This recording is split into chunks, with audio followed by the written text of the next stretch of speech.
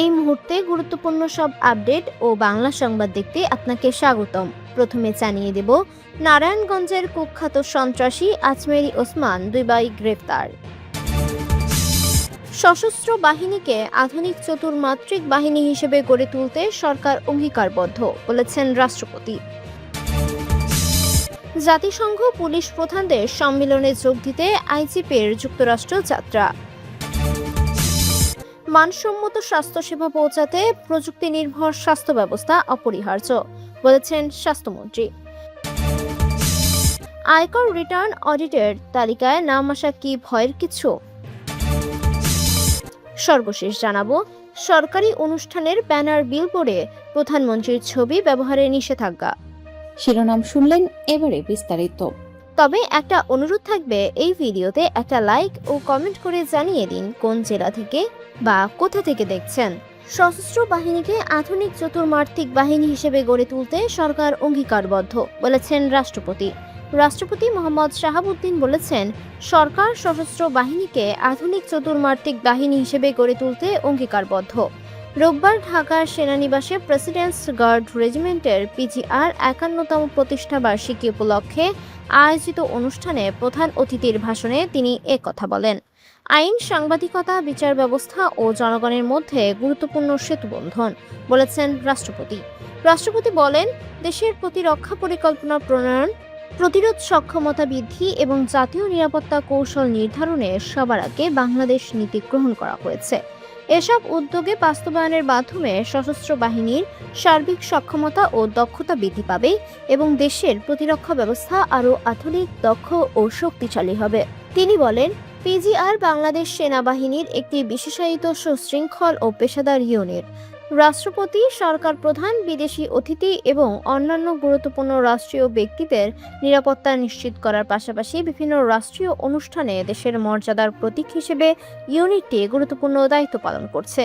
পিজিআরের সদস্যদের সর্বোচ্চ পেশাদারিত্ব, শৃঙ্খলা ও প্রযুক্তি নির্ভর সক্ষমতা অর্জনের মাধ্যমে রাষ্ট্রীয় নিরাপত্তা নিশ্চিত করার আহ্বান জানান রাষ্ট্রপতি। তিনি বলেন, বর্তমান বিশ্বে নিরাপত্তার ধারণা দ্রুত পরিবর্তিত হচ্ছে। প্রচলিত নিরাপত্তা ঝুঁকির পাশাপাশি সাইবার হামলা, কৃত্রিম বুদ্ধিমত্তা ভিত্তিক প্রযুক্তির অপব্যবহার এবং বিভিন্ন ধরনের হাইব্রিড নিরাপত্তা হুমকি নতুন চ্যালেঞ্জ সৃষ্টি করছে। জাতিসংঘ পুলিশ প্রধানদের সম্মেলনে যোগ দিতে আইজিপির যুক্তরাষ্ট্র যাত্রা।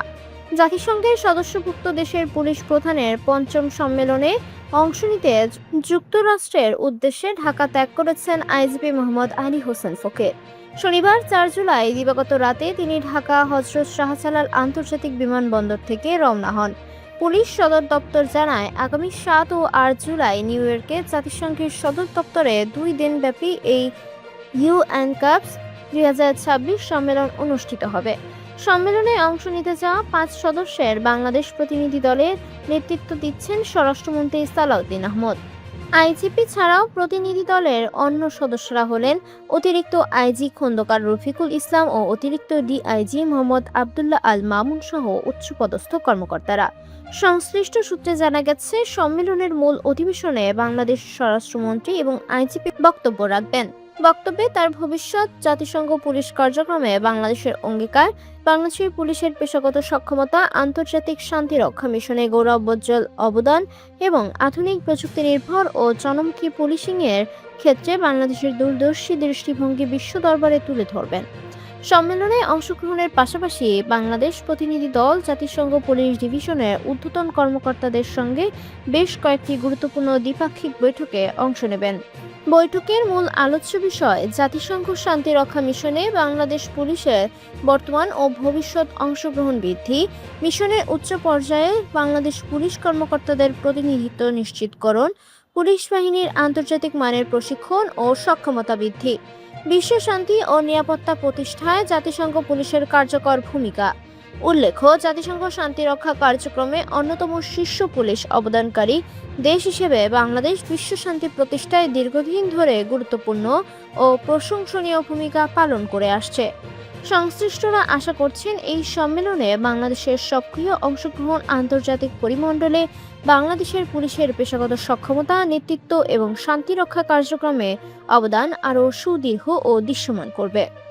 উল্লেখ্য, জাতিসংঘ শান্তিরক্ষা কার্যক্রমে অন্যতম শীর্ষ পুলিশ অবদানকারী দেশ হিসেবে বাংলাদেশ বিশ্ব শান্তি প্রতিষ্ঠায় দীর্ঘদিন ধরে গুরুত্বপূর্ণ ও প্রশংসনীয় ভূমিকা পালন করে আসছে। সংশ্লিষ্টরা আশা করেছেন এই সম্মেলনে বাংলাদেশের সক্রিয় অংশগ্রহণ আন্তর্জাতিক পরিমণ্ডলে বাংলাদেশ পুলিশের পেশাগত সক্ষমতা, নেতৃত্ব এবং শান্তিরক্ষা কার্যক্রমে অবদানকে আরও সুদীর্ঘ ও দৃশ্যমান করবে। মানসম্মত স্বাস্থ্যসেবা পৌঁছাতে প্রযুক্তি নির্ভর স্বাস্থ্য ব্যবস্থা অপরিহার্য, বলেছেন স্বাস্থ্যমন্ত্রী।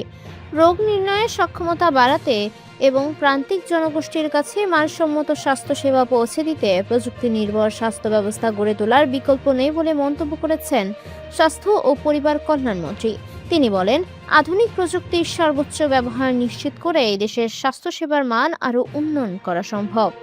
রোববার ৫ জুলাই ঢাকা বিশ্ববিদ্যালয়ের সিনেট ভবনে নিম্ন ও মধ্যম আয়ের দেশগুলোতে স্বাস্থ্যসেবার জন্য উপযুক্ত প্রযুক্তি শীর্ষক ২ দিনব্যাপী আন্তর্জাতিক সম্মেলনের উদ্বোধনী অনুষ্ঠানে প্রধান অতিথির বক্তব্যে তিনি এসব কথা বলেন।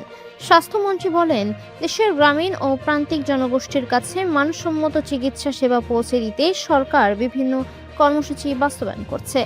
স্বাস্থ্য খাতে প্রযুক্তির ব্যবহার বাড়ানো গেলে রোগ নির্ণয় আরও সহজ, দ্রুত ও নির্ভুল হবে। বর্তমানে ডেঙ্গু পরিস্থিতির প্রসঙ্গ তুলে তিনি বলেন, দেশের কিছু হাসপাতালের এক কক্ষে ৩০ থেকে ৪০ জন ডেঙ্গু রোগীকে চিকিৎসা দিতে হচ্ছে। এমন পরিস্থিতিতে ডেঙ্গু ও হাম মোকাবিলায় নিয়োজিত চিকিৎসক ও নার্সদের ধৈর্য, নিষ্ঠা ও পেশাদারিত্বের সঙ্গে দায়িত্ব পালনের আহ্বান জানান তিনি। দেশীয় চিকিৎসার প্রযুক্তি উদ্ভাবনের প্রতি সরকারের সমর্থনের কথা উল্লেখ করে মন্ত্রী ঢাকা বিশ্ববিদ্যালয়ের টেলিমেডিসিন কর্মসূচির প্রশংসা করেন। তিনি বলেন, এই প্ল্যাটফর্মে অনলাইনে 12 লিড ইসিজি ও ইলেকট্রনিক স্টেথোস্কোপের মতো আধুনিক প্রযুক্তি সংযুক্ত রয়েছে।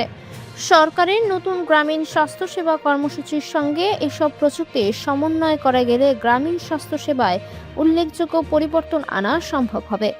ঢাকা বিশ্ববিদ্যালয়ের বায়োমেডিক্যাল ফিজিক্স অ্যান্ড টেকনোলজি বিভাগ, বাংলাদেশ প্রকৌশল বিশ্ববিদ্যালয়ের বুয়েট বায়োমেডিক্যাল ইঞ্জিনিয়ারিং বিভাগ, বাংলাদেশ মেডিকেল ইউনিভার্সিটির ক্লিনিক্যাল অনকোলজি বিভাগ এবং বাইবিট লিমিটেড এবং relevant science and technology society যৌথভাবে সম্মেলনের আয়োজন করে। উদ্বোধনী অধিবেশনে সম্মেলনের সভাপতি অধ্যাপক খন্দকার সিদ্দিকী রব্বানী দেশে ১৯৭৮ সাল থেকে স্বাস্থ্য প্রযুক্তি উদ্ভাবনের অগ্রযাত্রা তুলে ধরেন। সহ-সভাপতি অধ্যাপক তৌফিক হাসান বুয়েটে উদ্ভাবিত বিভিন্ন বায়োমেডিক্যাল প্রযুক্তি এবং এই খাতে উদ্যোক্তা তৈরির উদ্যোগ নিয়ে বক্তব্য দেন। আয়কর রিটার্ন অডিটের তালিকায় নাম আসা কি ভয়ের কিছু? বাংলাদেশের জাতীয় রাজস্ব বোর্ড বা এনবিআর আরও প্রায় ৫,০০০ আয়কর রিটার্নকে স্বয়ংক্রিয় পদ্ধতিতে নিরীক্ষার জন্য নির্বাচিত করেছে, যাদের ২০২৩-২৪ কারাবর্ষের জন্য জমা দেওয়া রিটার্ন অডিট করা হবে। জুনের শেষে এই তালিকা প্রকাশ করা হয়। এর আগে গত বছরের জুলাই মাসে প্রথম পর্যায়ে র্যান্ডম সিলেকশন পদ্ধতিতে ১৫,৪৯৪টি রিটার্ন এবং দ্বিতীয় পর্যায়ে চলতি বছরের এপ্রিলে আরও ৭২,৩৪১ রিটার্ন নিরীক্ষার জন্য নির্বাচন করে ওয়েবসাইটে তালিকা প্রকাশ করা হয়েছিল। এনবিআর কর্মকর্তা জানিয়েছে, যারা নিরীক্ষার জন্য মনোনীত হয়েছেন তাদের পর্যায়ক্রমে শুনানির জন্য ডাকা হবে এবং শুনানি শেষে কোনো বাড়তি কর আরোপের সিদ্ধান্ত হলে সেটি ১ মাসের মধ্যেই করদাতাকে জানিয়ে দেবে সংশ্লিষ্ট কর অফিস। এর আগে গত ২৮ জুন ব্যক্তি করদাতার জন্য অনলাইনে আয়কর রিটার্ন দাখিল বাধ্যতামূলক করে নির্দেশনা জারি করেছিল এনবিআর। তবে ৬৫ বছর বা তার বেশি বয়সের করদাতা, শারীরিকভাবে অসমর্থ বা বিশেষ চাহিদা সম্পন্ন করদাতা, বিদেশে অবস্থানরত বাংলাদেশি করদাতা, মৃত করদাতার পক্ষে প্রতিনিধি এবং বাংলাদেশে কর্মরত বিদেশি নাগরিকরা এই বাধ্যবাধকতার বাইরে রাখা হয়েছে। সরকারি হিসেবে দেশে এখন প্রায় ১.১ কোটি কর শনাক্তকরণ নম্বরধারী আছেন। এর মধ্যে ৪২ লাখের বেশি টিআইএন নম্বরধারী, যেটাকে অনেক টিন নম্বরও বলেন, বিদায়ী কর বর্ষে আয়কর রিটার্ন জমা দিয়েছেন। তবে আয়কর রিটার্ন জমা দেওয়ার পর এখন আবার নিরীক্ষার জন্য ৩ নম্বরধারী নির্বাচনের জন্য স্বয়ংক্রিয় পদ্ধতি চালুর পর অনেক করদাতাদের মধ্যে উদ্বেগও তৈরি হয়েছে।